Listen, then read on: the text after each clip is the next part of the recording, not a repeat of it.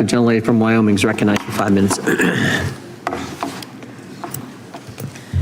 Mr. Smith, it was during your deposition with our committee that you revealed that you tasked your team, specifically J.P. Cooney, to engage with the partisan January 6th committee. You had to have known at the time the controversy surrounding this committee, including the fact that all of the members had been appointed by Nancy Pelosi, who disallowed the Republicans from being able to engage. Yet you proceeded anyway, raising numerous questions as to your strategy for conspiring with the J6th committee. You had every possible resource available to you. Your prosecution of President Trump was clearly a priority for the Biden administration, and it is clear that you had an unlimited budget. And you also left no stone unturned, even subpoenaing records from sitting members of the House and Senate. So what information could the J6 committee possess that you and the nation's top law enforcement agency could not obtain on your own? I did request J.P. Cooney. What did they have that you couldn't obtain on your own? In any investigation, What information did they have that you were not able to obtain on your own? I couldn't know that until I had their information. Was there anything there? Did you find that they had information that you were not able to obtain? I don't recall specifically every bit of information. What I can tell you is we took in their information because we wanted to collect any information that could be relevant. We made our own independent assessment of the evidence. Okay, so from the time that you were appointed as special counsel up to the date of your resignation in January of 2025, did you personally have any contact with any members, staff, or contractors of the House's January 6th Select Committee, and if so, who?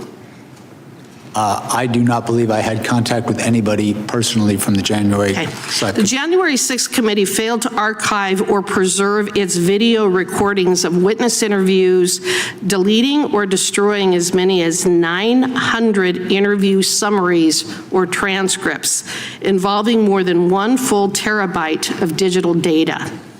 I repeat, the J6th committee destroyed evidence. Let that sink in. Why would they do such a thing? I think we have a dang good idea. The committee actually used selective clips from these videos and transcripts during their hearings, and yet by destroying this evidence, they have denied Congress and the public the ability to obtain their full content and context. They created their narrative by selective use of the evidence before them, so how very convenient. Did you or your team receive any of those witness transcripts or video recordings of transcribed interviews from the Select Committee that were not released to the public?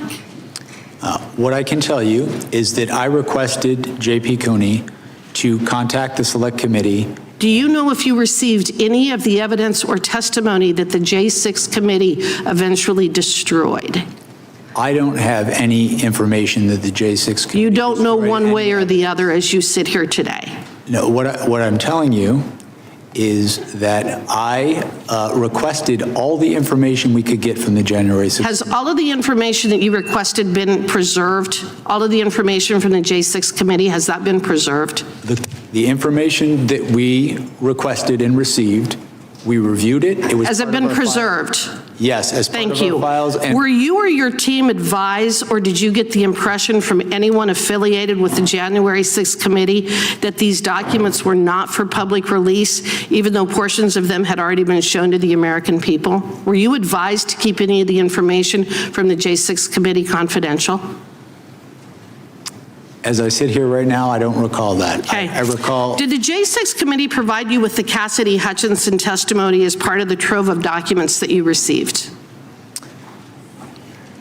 As I sit here now, I don't recall, but it would. Well, you're familiar with her testimony, aren't you? I am. And in fact, wouldn't you agree with me that Ms. Hutchinson's testimony, especially the most explosive allegations made, was comprised of hearsay upon hearsay upon hearsay? Come on, you're an attorney, Mr. Smith. You can answer the question. Of course it was hearsay.